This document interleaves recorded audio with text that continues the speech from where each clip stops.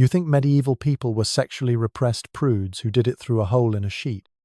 Tomorrow you'd wake up to find judges demanding intimate medical examinations in court while certified inspectors verified the fitness of your member for marriage. Medieval sexuality wasn't private. It was a public spectacle where bishops owned vast entertainment empires and newlyweds required witnesses to verify their union. One failed examination could cost you everything. Here's the disturbing truth about medieval sexuality that makes modern dating apps look like a church service. From 1100 to 1500 CE, I've uncovered evidence of social practices so bizarre, so publicly invasive, that they'd make today's worst reality TV look like a nature documentary. What you're about to hear isn't taught in any classroom. It's the raw, unfiltered truth about how our ancestors turned intimate matters into public spectacles that would horrify modern audiences. We're going to journey through 7 levels of medieval social insanity. First, the nightmare of fitness trials where your personal capabilities became courtroom evidence. Then the ceremonial verification, where consummating marriage required an audience of nobles. We'll expose how bishops ran entertainment empires while preaching moral purity. You'll discover why medieval doctors literally prescribed intimate satisfaction. We'll reveal the deadly health methods that risked more than the conditions they treated. You'll learn about attraction potions that required disturbing ingredients and dangerous preparation. And finally, the ultimate public humiliation, adultery punishments where couples faced community-wide shaming rituals. Each revelation will make you more grateful for modern privacy than you've ever been in your life.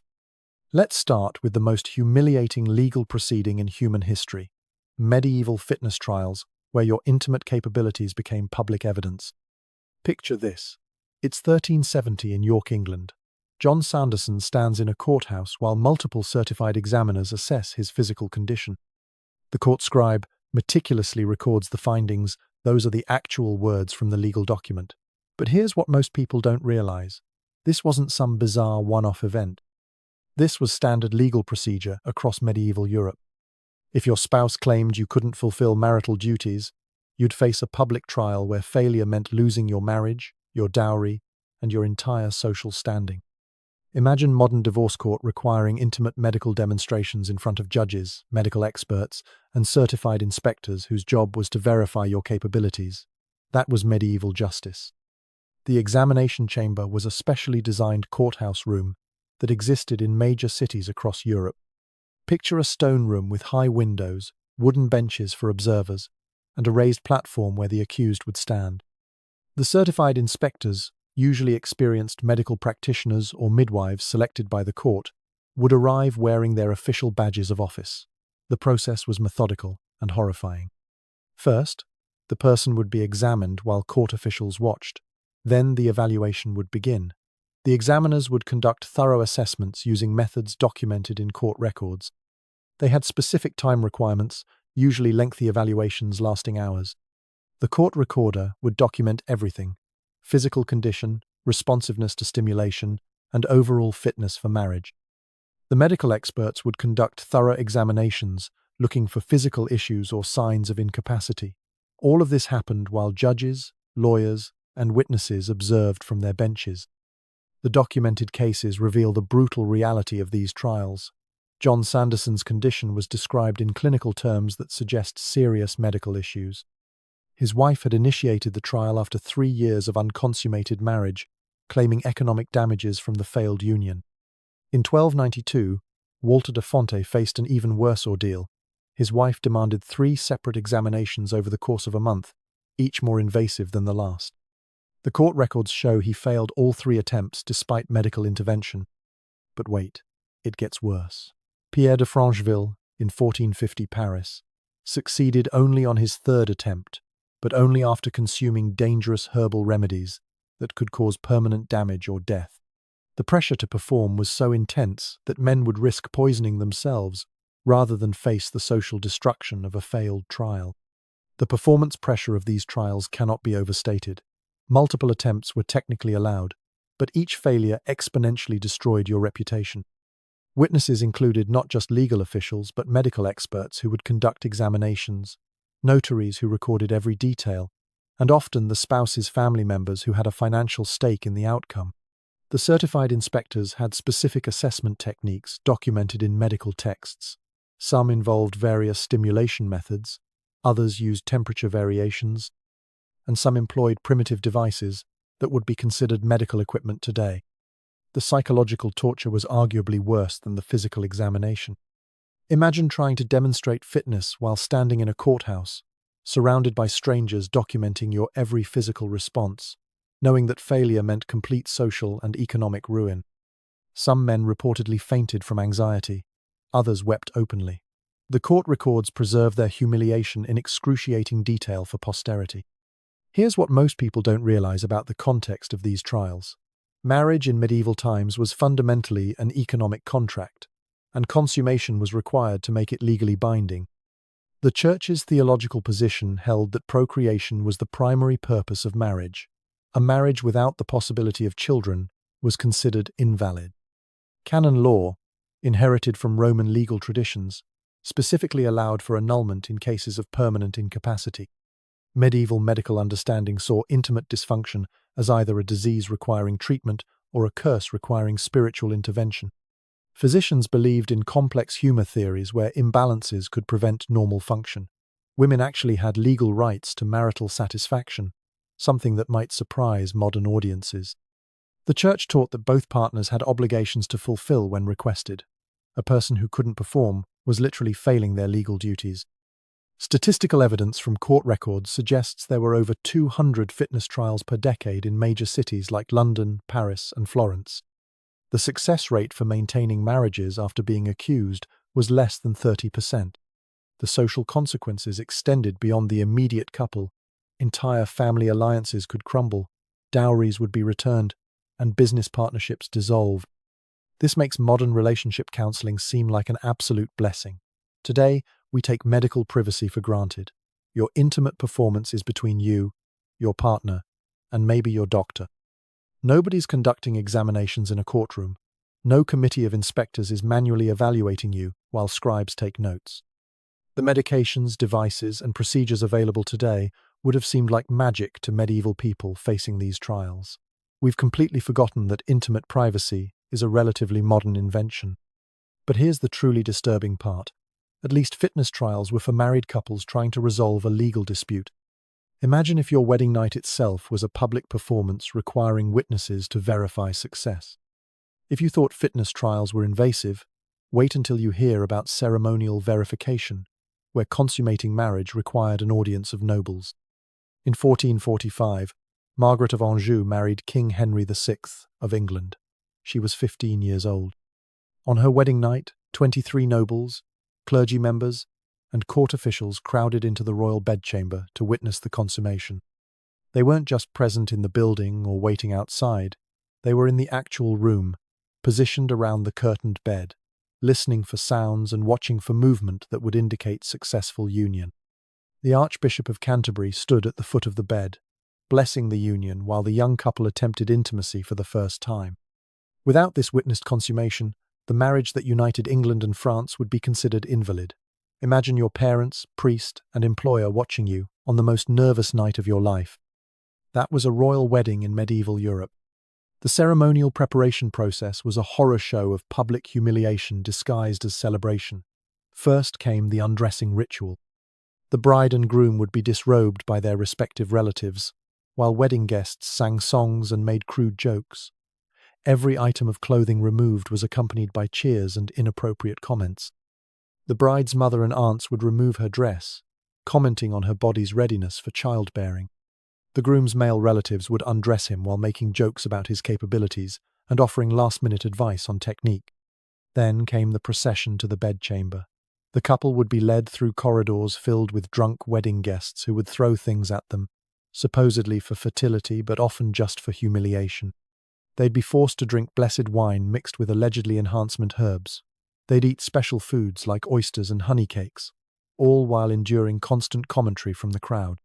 The priest would then bless the bed itself, sprinkling holy water on the sheets where consummation would occur. Special prayers would be said for fertility, for the woman to conceive quickly, and for the man to perform adequately. The curtains around the bed would be drawn, but they were often thin enough to see shadows and movement.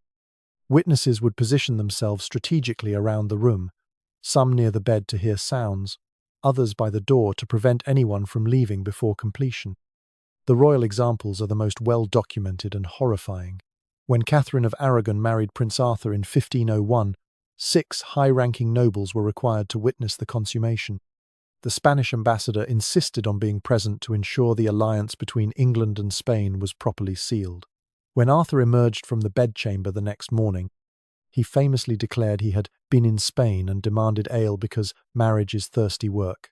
Whether he actually consummated the marriage became a matter of international dispute decades later during Henry VIII's annulment proceedings. Louis XVI and Marie Antoinette's wedding night in 1770 was even worse. The Archbishop of Reims stood in the bedroom, along with various French nobles, while the teenage couple fumbled through their first intimate experience. Court records indicate it took 7 years before they successfully consummated the marriage. 7 years of repeated public attempts with witnesses present. The psychological damage of such public pressure on intimate performance is unimaginable. When Margaret Tudor married the King of Scotland at age 13, Scottish nobles literally insisted on watching to ensure the English princess was properly claimed for Scotland. Witnesses reported hearing her distress, whether from pain, fear, or the horror of public consumption we'll never know. The political nature of these marriages meant that every moment was a matter of state importance. The verification methods went beyond just witnessing the act itself.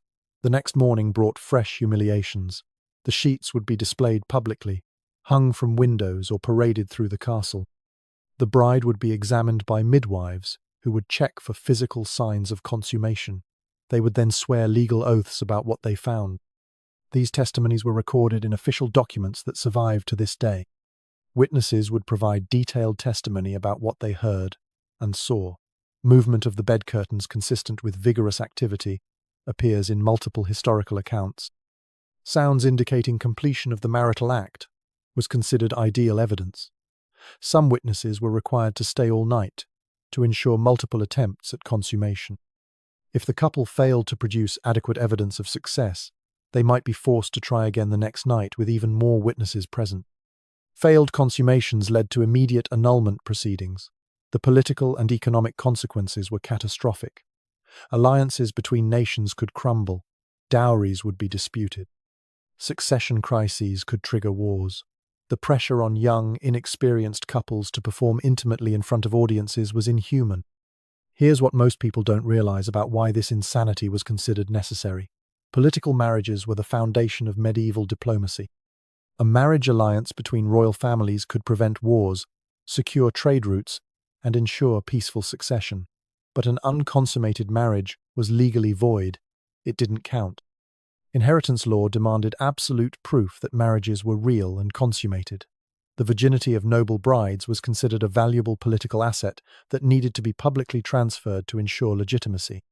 The Church's position made things worse. Marriage was a sacrament, but it wasn't complete until physical consummation. The theology was specific.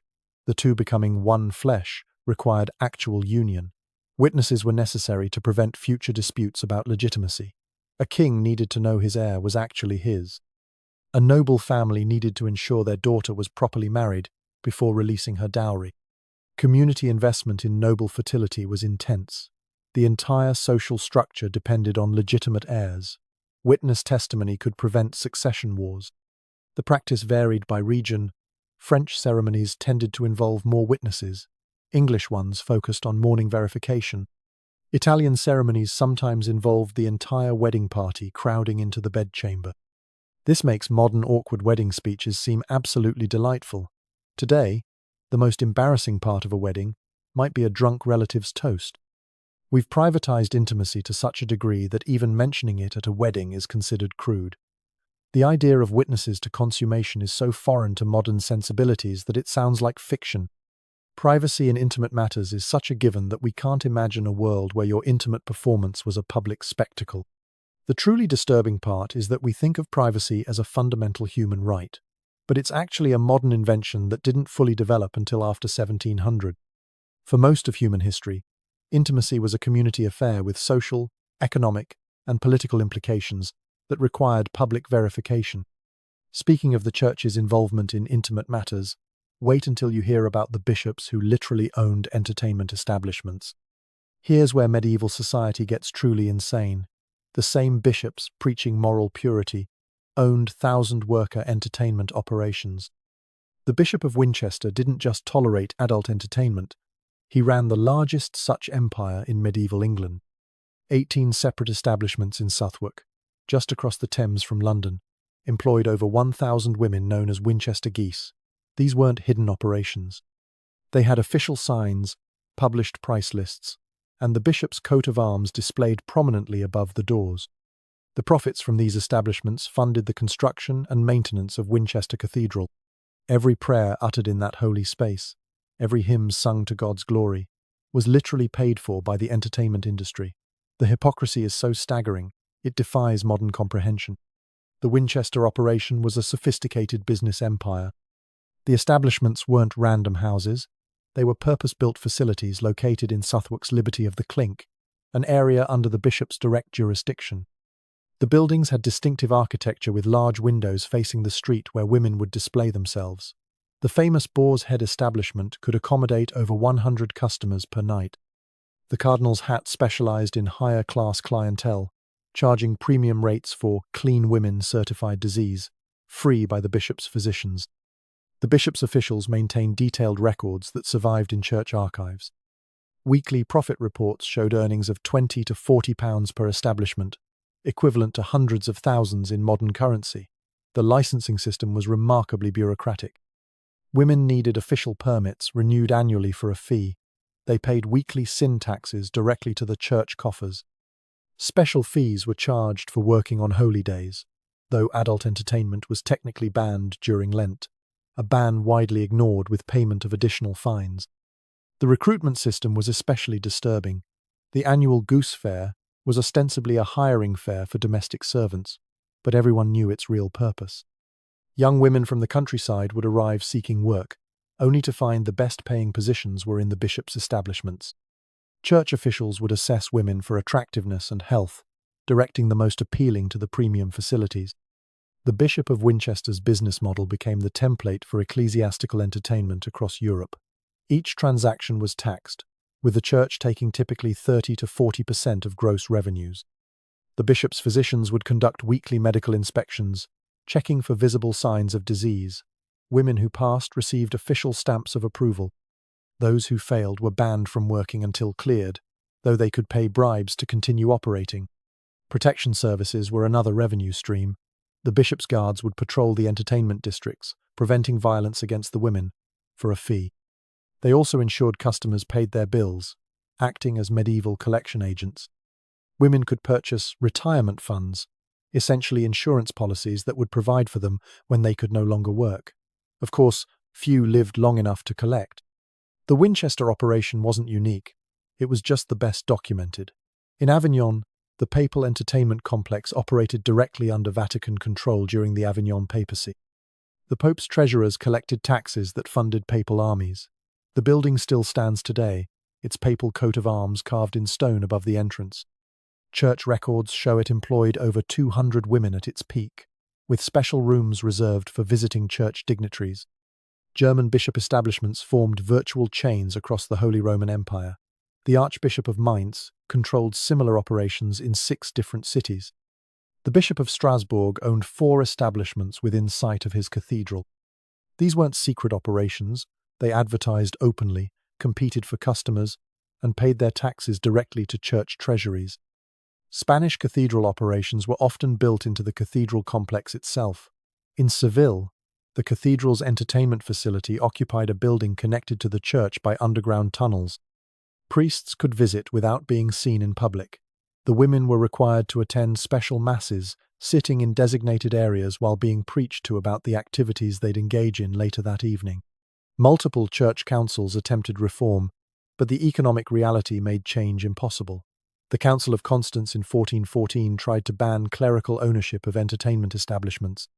The attending bishops arrived with an entourage of 700 women from the industry. The reform motion failed. The Council of Basel in 1431 issued stern condemnations of clerical involvement in adult entertainment. The condemning documents were written in rooms above the city's largest such establishment, owned by the local bishop. The theological justification for this blatant hypocrisy reveals the twisted logic of medieval Christianity. Church fathers cited Augustine's doctrine of such activities as a necessary evil, like sewers, unpleasant but required for a functioning city. Thomas Aquinas argued that these services prevented worse behaviors like assault, adultery, and other offenses. By controlling and regulating such activities, bishops claimed they were actually protecting public morality. The economic reality was simpler. The church needed money. Cathedrals were expensive. Bishops lived like princes. Wars required funding. Entertainment taxes were reliable income streams. Some historians estimate that such revenues provided 20 to 30% of church income in major cities. The Bishop of Winchester's entertainment empire alone generated enough annual revenue to build a new church every year. The profit margins were staggering. A typical transaction might cost the customer 4 pence. The woman would keep 1 penny, the establishment would take 1 penny for overhead, and 2 pence would go directly to church coffers. Multiply this by thousands of transactions per week across hundreds of church-owned establishments, and you understand why reform was impossible. The medieval church was literally addicted to entertainment revenue. But here's what most people don't realize. This wasn't seen as particularly scandalous at the time. The separation between religious authority and economic activity that we take for granted didn't exist. Bishops were major landowners, tax collectors, and business operators. Owning entertainment establishments was just another revenue stream, like collecting mill taxes or road tolls. The same bishop who preached against immorality on Sunday would review his establishment profits on Monday without any sense of contradiction. The social control aspect was equally important. By controlling such activities, the church controlled society itself. They decided who could sell services, where, when, and for how much. They created categories of honest versus dishonest providers. They enforced dress codes that marked workers as separate from respectable women. The establishments became tools of social engineering, channeling male desires into regulated, taxable channels. This makes modern church scandals look absolutely quaint by comparison. Today's religious leaders caught in inappropriate situations at least try to hide their activities. Medieval bishops put their coat of arms on establishment doors. They didn't just tolerate adult entertainment, they industrialized it, regulated it, and profited from it on a massive scale. The hypocrisy wasn't hidden. It was institutionalized at the highest levels of religious authority. But the church's intimate contradictions went deeper. They literally prescribed satisfaction as medical treatment. Medieval doctors literally prescribed physical satisfaction as medical necessity for conception. According to medieval medical theory, your great-great-grandmother couldn't get pregnant without experiencing satisfaction. This wasn't some fringe belief. It was accepted medical fact taught in universities and written in medical textbooks. The two-seed theory held that conception required contributions from both partners, and women only released their contribution during peak experience. If a woman couldn't reach satisfaction, she couldn't conceive. This meant husbands were medically required to master intimate techniques, physicians taught detailed stimulation methods, and midwives provided hands-on instruction to struggling couples. Medieval doctors were literally prescribing satisfaction centuries before anyone understood anatomy properly.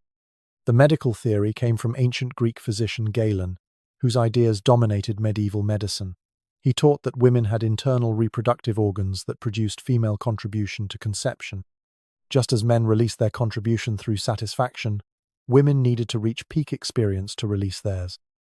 The medieval medical establishment took this further, creating elaborate theories about the nature of female response. Hot-natured women needed different techniques than cold-natured ones. Moist-humid women required different positions than dry-humid ones. The complexity rivaled modern intimate instruction, but with absolutely no basis in actual anatomy. Medical texts provided exhaustively detailed instructions. The most popular was the Trotula, a compilation of women's medicine that included specific techniques for achieving female satisfaction. Physicians recommended gentle stimulation with sweet-smelling oils and careful attention to sensitive areas. They described optimal positions, woman on top for cold constitutions, sideways for tilted anatomy, alternative positions for women with excessive moisture, The clinical precision is startling from an era we assume knew nothing about female response. Physicians developed tools and techniques that would make modern therapists blush. They prescribed specially designed warming devices, essentially medieval stimulation aids made from polished wood or ivory. Herbal preparations containing mint, pennyroyal, and other heating herbs were applied before intimacy to increase sensitivity. Massage oils with cinnamon and pepper were used to increase blood flow. Some physicians recommended musical accompaniment, believing certain rhythms encouraged female arousal. The practical applications of this theory created a bizarre medical specialty. Midwives became intimate coaches, teaching couples bedroom techniques with startling frankness. They used illustrated manuscripts showing positions designed to maximize female pleasure. They demonstrated manual techniques on cloth models. Some even provided supervised practice sessions where they would coach couples through intimacy, offering real-time advice on rhythm, pressure, and positioning. Herbal enhancement aids for women became a major medical market. Recipes included ground pearls mixed with wine, powdered exotic ingredients in honey, and tinctures of mandrake root.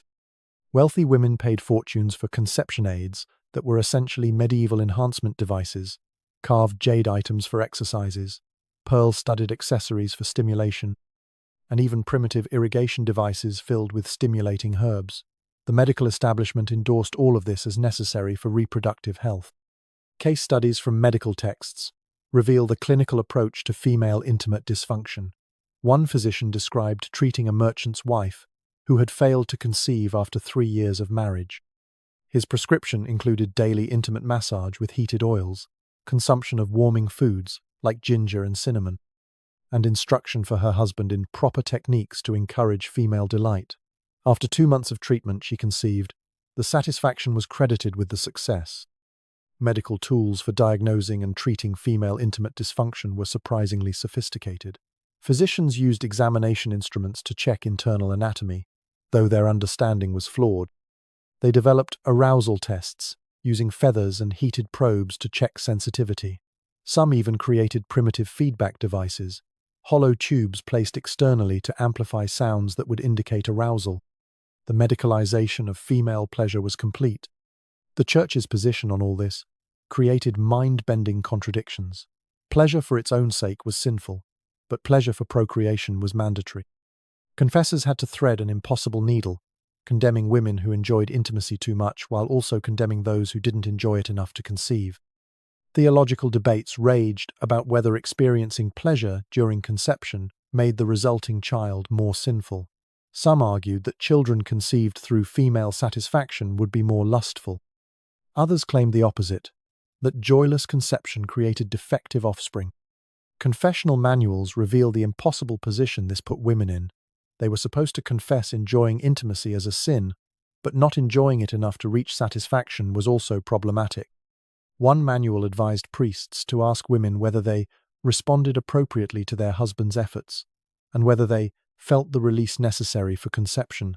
Women who admitted to faking satisfaction to end unwanted intimacy were told they were preventing God's plan for procreation. The contradictions between medical advice and religious doctrine created a shadow economy of intimate knowledge. Midwives would privately teach what priests publicly condemned. Medical texts circulated in convents where nuns provided reproductive health care. Women shared conception secrets that were essentially satisfaction techniques disguised as fertility treatments. The official culture condemned female pleasure, while the medical establishment required it. Here's what most people don't realize about the context of these practices. Medieval medicine wasn't purely theoretical. It was based on thousands of years of accumulated observation, just interpreted through flawed frameworks. Women's medical practitioners had noticed correlations between intimate satisfaction and fertility. They just explained it through humoral theory rather than hormones. The economic pressure for heirs drove this medical focus on female pleasure. Noble families needed legitimate children to continue bloodlines. Merchant families needed heirs for business continuity. Even peasant families needed children for farm labor. Infertility was an economic disaster. If medical theory said female satisfaction was necessary for conception, then female satisfaction became a medical priority, regardless of religious objections. The gendering of medical knowledge also played a role. Male physicians wrote the theories, but female practitioners provided the actual care. These women had generations of practical knowledge about female anatomy and response that they encoded in medical language to make it acceptable. Teaching a woman to achieve satisfaction was sinful. Providing warming treatments to encourage conception was medical care. This makes medieval doctors seem more progressive than physicians in the 1950s. Victorian doctors would later deny that respectable women experienced intimate pleasure at all. Early 20th century medicine pathologized female satisfaction as hysteria. Medieval physicians, for all their flawed understanding, at least acknowledged female intimate response as medically important. They just wrapped it in theological justifications and humoral theory. The practical impact on medieval women's lives was profound. Unlike later eras where female desire was completely denied, medieval women had medical authorization to demand intimate satisfaction. Court records show women citing lack of satisfaction as grounds for annulment. Medical texts advised husbands that failing to pleasure their wives was failing in their marriage duties. The two-seed theory, however scientifically wrong, created space for female intimate agency. Speaking of conception, wait until you hear the insane things medieval women did to prevent pregnancy. If prescribed satisfaction sounds progressive, medieval contraception will make you grateful for modern medicine. Women literally risked death with every prevention attempt. The ingredient list reads like a dangerous recipe for disaster. Exotic animal substances, heavy metals, toxic plants, and various organic materials. These weren't folk remedies whispered between peasants. They appeared in medical texts written by university-trained physicians. Women would insert dangerous pessaries into their bodies before intimacy. They drank potions containing mercury that could cause organ failure. They used lead-based solutions that caused permanent nerve damage. Every attempt to prevent pregnancy could end their lives, but the alternative, another dangerous childbirth, or another mouth to feed, seemed worse. The barrier methods revealed desperate ingenuity mixed with dangerous ignorance. Crocodile dung wasn't randomly chosen. Its alkaline nature actually does have some contraceptive properties. Egyptian medical texts from 1850 BCE recommended it, and medieval physicians copied ancient wisdom without understanding why it sometimes worked. The problem was sourcing. Most European women used any animal waste available, telling themselves it was the exotic variety. Horse, cow, and pig waste became substitutes, introducing dangerous bacteria. Honey and plant gum combinations were slightly less lethal. Acacia ferments into acid, which has contraceptive properties. Mixed with honey's antibacterial qualities, it created a barrier that had some effectiveness. Women would soak wool or lint in this mixture, forming primitive barriers. The main danger was infection from non-sterile materials and the difficulty of removal. Medical texts describe women dying from toxic shock when improvised barriers became lodged internally. Sea sponges soaked in various substances were the most sophisticated barrier method. Women would use vinegar, lemon juice, or wine as the soaking solution. The acidity could prevent conception, and the sponge created a physical barrier. Mediterranean women had access to natural sea sponges, while Northern European women used whatever absorbent materials they could find: moss, rags, even bread. The practice required careful timing and removal, with infection being a constant risk. Animal membrane barriers represent the closest thing to modern protection. Sheep intestines, fish bladders, and pig bladders were cleaned, stretched, and sometimes sewn into sheaths. These were expensive, reusable, and primarily available to the wealthy. They were tied on with ribbons and had to be soaked in warm milk or water before use. The Catholic Church condemned them absolutely, calling them armor against God's will. Users faced excommunication if discovered. The toxic interventions women subjected themselves to reveal the desperation of unwanted pregnancy. Mercury-based potions were known to prevent pregnancy by slowly poisoning the woman. Physicians prescribed small doses, claiming they cooled the womb. Women experiencing mercury poisoning suffered tremors, tooth loss, and madness. But it did prevent pregnancy, either through toxicity or because dying women don't conceive. Lead salts were equally horrific. Women would drink solutions containing lead compounds, known as sweet salt, for their taste. Others used lead-based vaginal applications. The resulting lead poisoning caused severe abdominal pain, constipation, and eventually brain damage. Skeleton analysis from medieval cemeteries shows young women with lethal levels of lead concentration, likely from contraceptive use. Copper sulfate applications were recommended by Arab medical texts translated into Latin. Women would irrigate internally with copper solutions after intimacy. While copper does have contraceptive properties, the concentrations used caused severe chemical burns. Medical texts describe women suffering permanent scarring and infection from these treatments.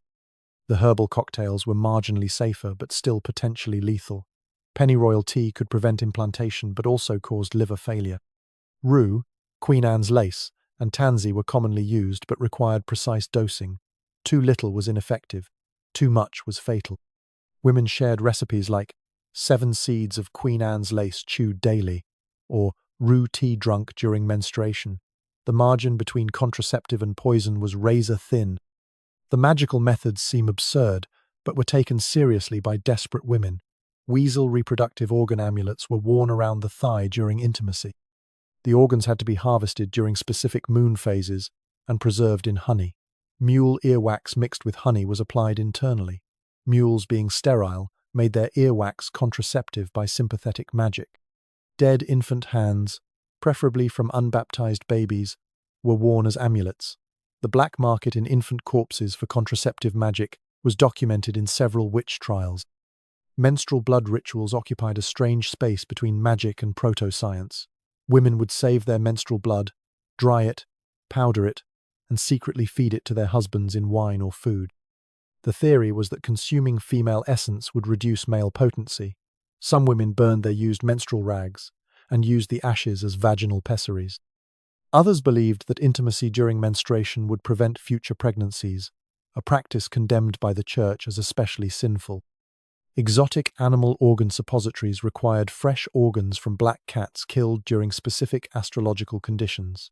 The organs would be dried, ground, mixed with herbs, and formed into pessaries. The association of cats with witchcraft made this particularly dangerous.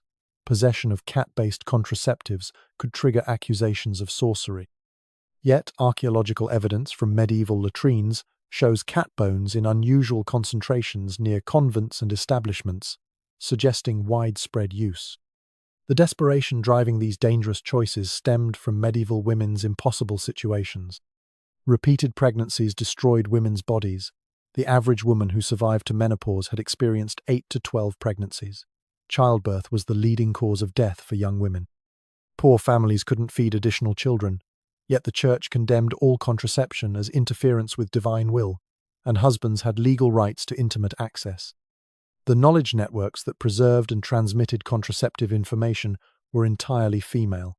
Midwives passed recipes to apprentices. Wise women sold herbs and instructions.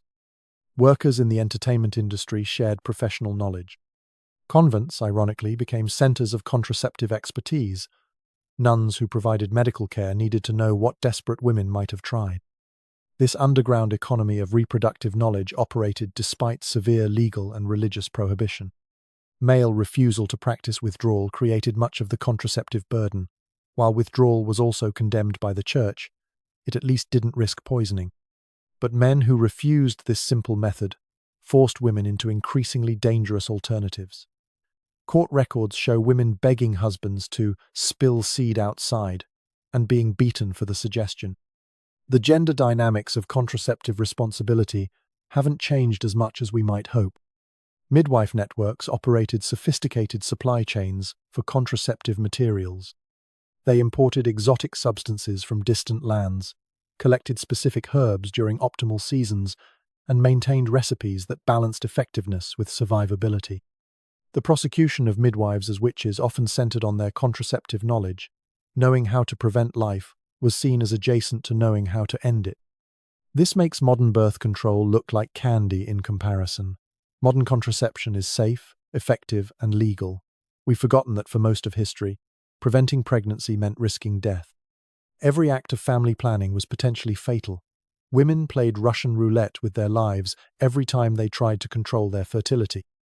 The fact that women survived these methods long enough to pass on the knowledge is a testament to human desperation and resilience. But preventing pregnancy was nothing compared to the corpse ingredients in medieval love potions.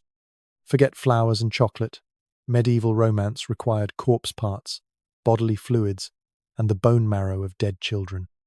In 1320, Beatrice de Planisoles stood trial in France for feeding her menstrual blood to her lover mixed in wine. She wasn't some isolated madwoman. She was following established recipes from grimoires that circulated among desperate women. The shopping list for medieval love potions reads like evidence from a serial killer's basement: ground bones from unbaptized infants, organs from recently executed criminals, bodily fluids harvested during intimacy, brain tissue from doves, and powdered human heart. These weren't metaphorical ingredients or poetic exaggerations. Women literally robbed graves, bribed executioners for corpse parts, and collected their own bodily secretions in pursuit of love. Medieval dating involved actual grave robbing. The human ingredients required careful sourcing and preparation. Children's bone marrow was considered most potent, especially from children who died before baptism. Women would bribe gravediggers or sneak into cemeteries themselves to harvest fresh bones. The marrow had to be extracted within 3 days of burial using heated needles. It would then be dried, ground, and mixed with honey and wine. The resulting potion would be slipped into a target's drink over several weeks. Menstrual blood collection required planning and privacy. Women saved their monthly flow in special vessels, often ceramic pots marked with symbols. The blood would be dried into cakes or mixed fresh into food and wine. Some recipes required blood from specific days of the cycle. Others demanded the blood be collected during certain moon phases. The most elaborate rituals involved mixing menstrual blood with other bodily fluids collected after intimacy, creating a potion from the mingled essences of both partners. Hair harvesting happened during or immediately after intimate encounters. Women would secretly collect their lovers' hair, saving them in lockets or sewn into clothing. The hair would later be burned with specific incenses, ground into powder, or woven into amulets. Some recipes required hair from both partners, braided together and worn against the skin. Others demanded the hair be collected without the man's knowledge, adding another layer of deception to intimate moments. Corpse organ preparation was a specialized skill. The organs had to come from someone who died violently. Executed criminals were preferred, suicide victims second best. The organs would be dried slowly over low heat, then ground with specific herbs like vervain and mandrake. The powder would be mixed into food over time, supposedly creating irresistible attraction. Executioners developed side businesses, selling organs to desperate women.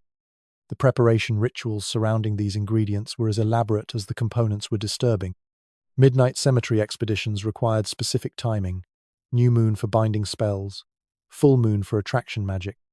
Women would recite incantations while harvesting materials, often elaborate Latin phrases they didn't understand. The mixing had to happen at crossroads or in churchyards. Some recipes required the woman to be unclothed, others demanded she wear her target's clothing. Full moon timing was considered essential for most love magic. Grimoires provided detailed astronomical charts showing optimal collection and preparation times. Ingredients gathered under the wrong moon phase were considered useless or even dangerous. Women would plan their activities months in advance, waiting for the perfect celestial alignment to create their potions. The incantations were a mixture of church Latin, folk charms, and pure nonsense. A typical example from a 14th century grimoire: per viscera mortui, per sanguinem menstruum, liga coramantis me.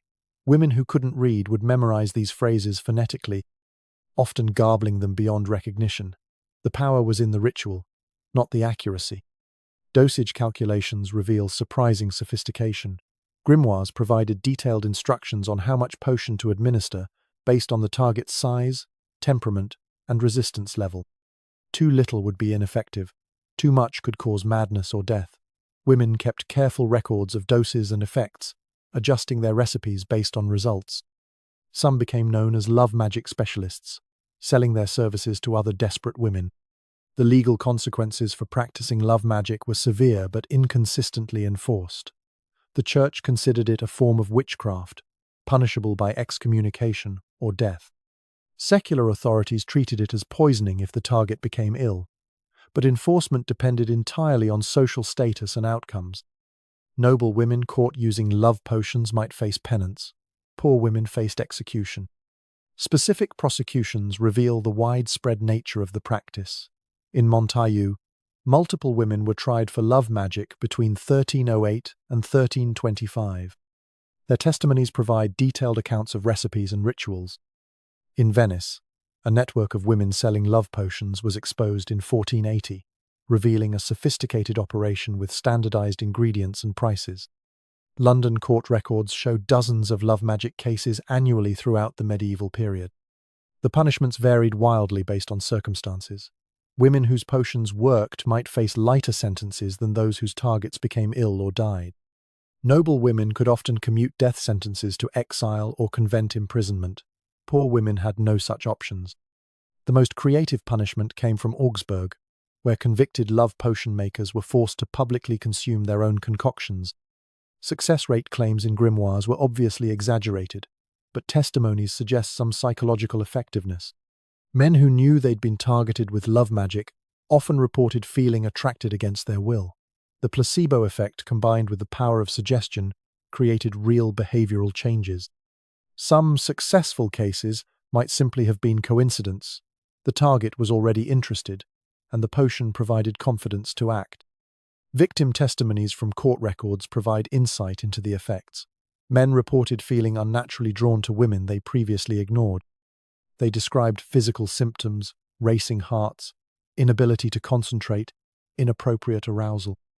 Whether from actual poisoning, psychological suggestion, or the nocebo effect, targets experienced real distress.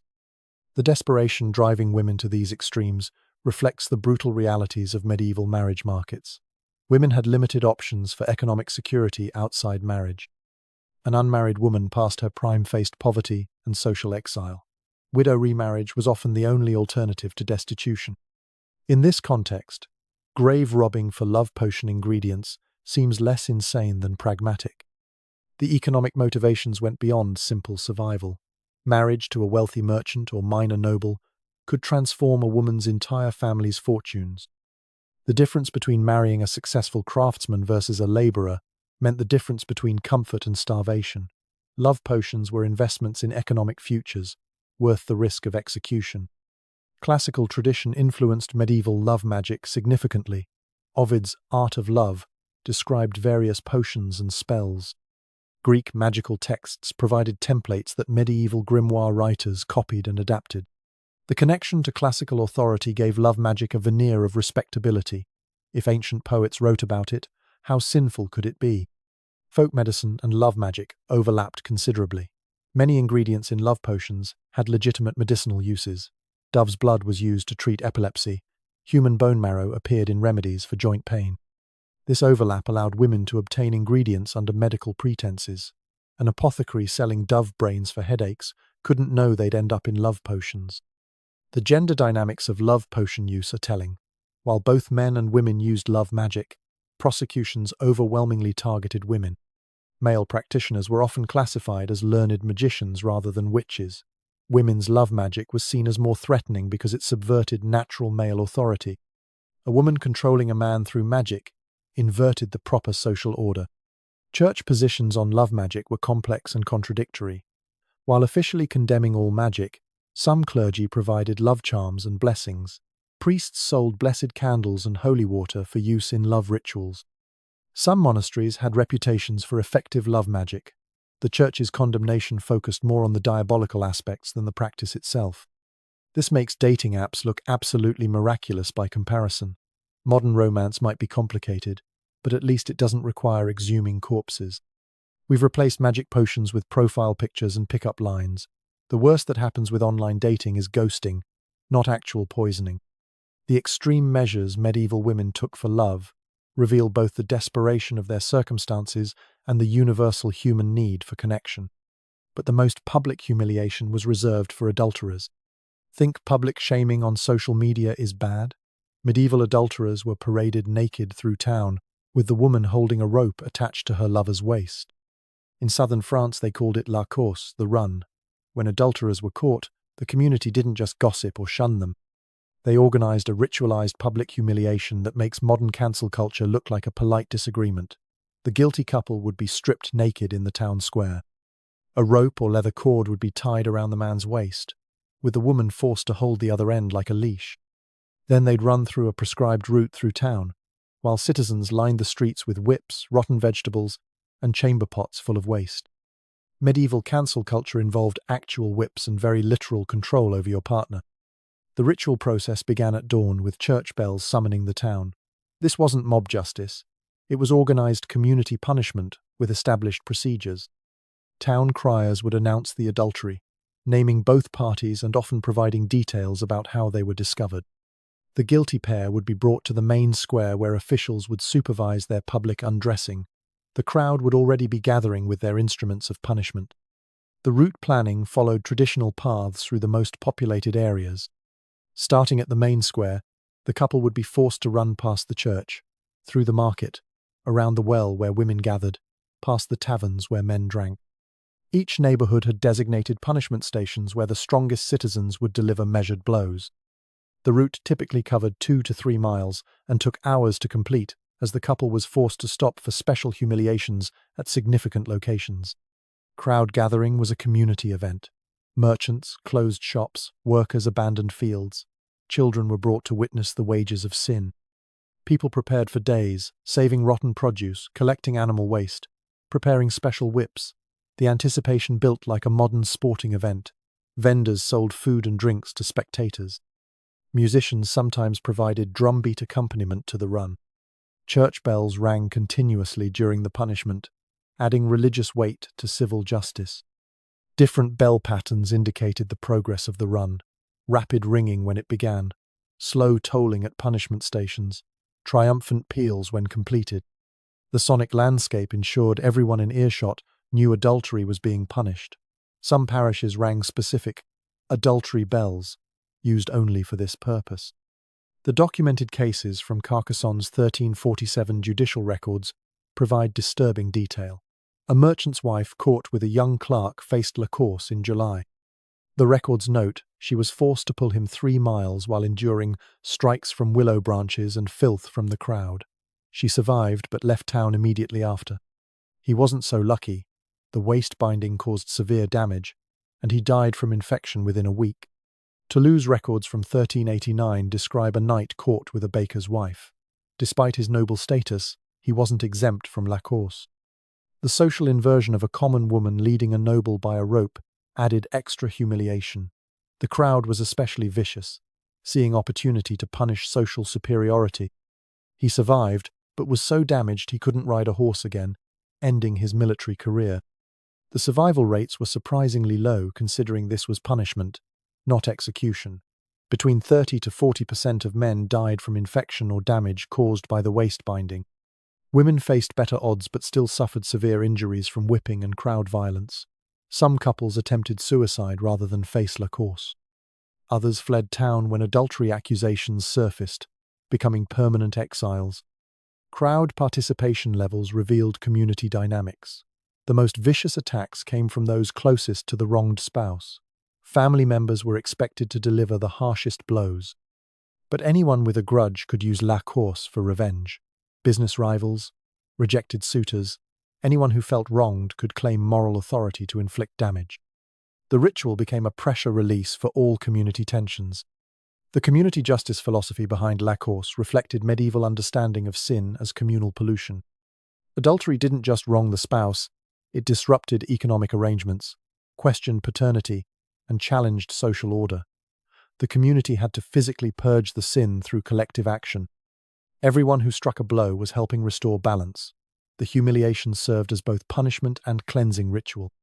Gender dynamics in punishment revealed medieval double standards. While both parties suffered, the symbolism differed. The woman holding the rope showed her unnatural dominance over men through sexuality. The man being led demonstrated how lust reduced men to animals. But women faced additional consequences. Most were expelled from town after la course, while men might be allowed to stay if they survived. Economic disruption emphasis explained the harsh punishment. Adultery threatened inheritance, disrupted business partnerships, and confused bloodlines. In a world where economic and family life were inseparable, adultery was theft of the highest order. The public nature of punishment restored confidence in social contracts. Everyone saw the consequences of breaking marriage vows. Comparison to other regions shows the Mediterranean particularly favored rope-focused punishments. In England, adulterers more commonly faced the pillory or stocks. German towns preferred head shaving and tar. But southern France and parts of Italy made rope binding central to adultery punishment. Some historians link this to Roman law traditions that emphasized physical humiliation. The effectiveness as deterrent is debatable. Court records show adultery rates remained consistent despite harsh punishments. But la course served other functions: community bonding through shared violence, release of social tensions, reinforcement of marriage norms. The ritual's persistence suggests communities found it useful beyond simple deterrence. Evolution to less violent shaming happened gradually. By the 1500s, many towns replaced physical running with symbolic processions. Adulterers might be paraded on donkeys facing backward, or forced to wear signs detailing their crimes. The rope binding disappeared first. Too many deaths created legal problems. But public humiliation for adultery continued into the modern era in various forms. Twitter mobs seem positively gentle compared to la course. Online shaming might destroy reputations and careers, but it doesn't involve literal rope torture. We've replaced whips with hashtags, excrement with angry tweets. The impulse to publicly punish transgressions remains, but we've mostly eliminated the physical violence. Though the psychological damage of modern public shaming can last just as long as medieval scars. After witnessing the nightmare of fitness trials where judges examined men's capabilities in court, the horror of ceremonial verification where nobles watched newlyweds consummate, the hypocrisy of bishops running massive entertainment empires, the medical prescription of intimate satisfaction for conception, the deadly risks women took with dangerous contraception, the grave robbing required for love potions, and the rope leash parades for adulterers, one thing becomes crystal clear. We've just witnessed 7 levels of medieval social insanity that make modern life look like a prudish paradise. We've seen judges examining capabilities in court while certified inspectors attempted to verify fitness for marriage. We've watched noble families crowd into bedchambers to verify royal consummation. We've exposed bishops counting entertainment profits while preaching moral purity from pulpits paid for by those very activities. We've discovered physicians prescribing satisfaction as medical necessity while priests condemned pleasure as sin. We've revealed women risking death with mercury applications and exotic animal substances. We've uncovered the corpse-robbing reality of love potions requiring dead infant bones. And we've witnessed the ultimate public humiliation of rope-leashed adultery runs through jeering crowds. The ultimate revelation is this: medieval people weren't sexually repressed prudes, hiding their desires behind religious dogma. They made intimacy everyone's business in ways that would horrify modern society. Your intimate performance could be legally examined in court. Your wedding night required witnesses. Your bishop might own the entertainment establishment you frequented. Your doctor would prescribe satisfaction while your priest condemned it.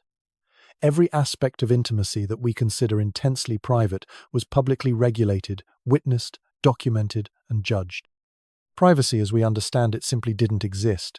The idea that what happens in your bedroom is nobody else's business would have seemed insane to medieval people. Intimacy had economic implications. Invalid marriages disrupted inheritances. It had political ramifications. Unconsummated royal weddings could cause wars. It had social consequences.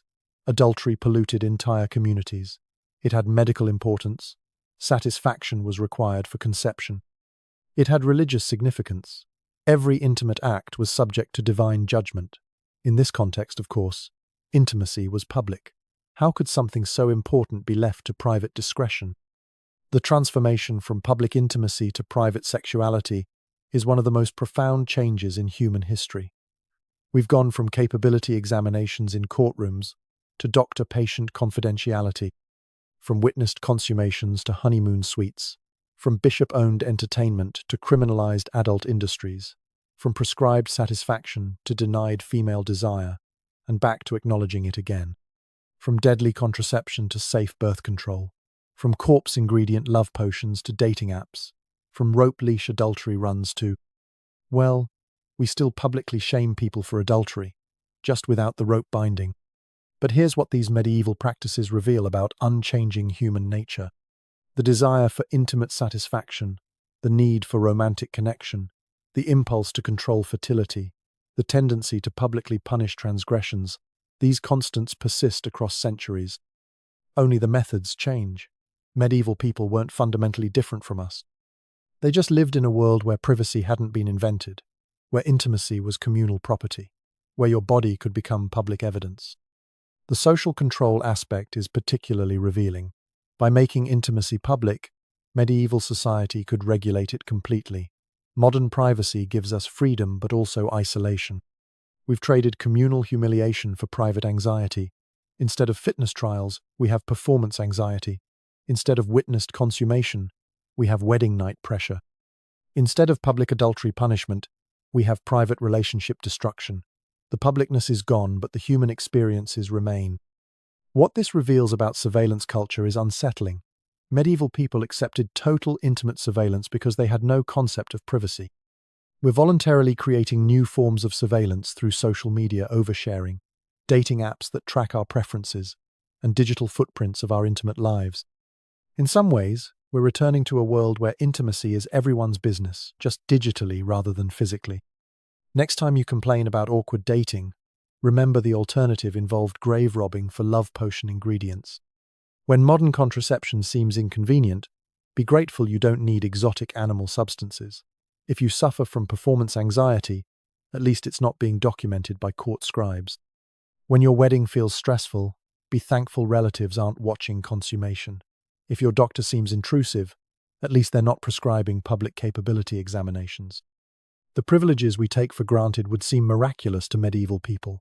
Privacy in intimate matters, safe and legal contraception, medical confidentiality, consensual relationships without economic desperation, the right to intimate autonomy, freedom from public humiliation for private choices. These aren't ancient rights.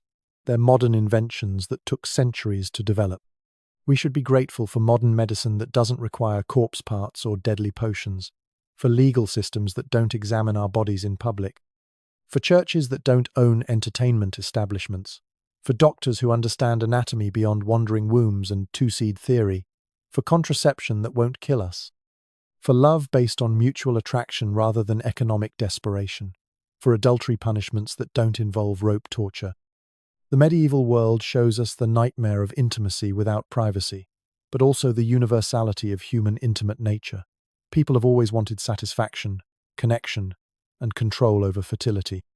They've always dealt with performance anxiety, relationship drama, and social judgment. The medieval solutions were publicly brutal, but the problems were deeply human. So subscribe to see more disturbing historical truth that your teachers definitely didn't mention. Comment your most shocking takeaway. Was it the capability examinations, the bishop entertainment empires, or the rope leashes? Like if you're grateful for modern privacy and the beautiful fact that your intimate life is nobody's business but your own. And remember, however awkward your romantic life might be, at least you're not being led naked through town by your waist while neighbors throw waste. History, it really puts things in perspective.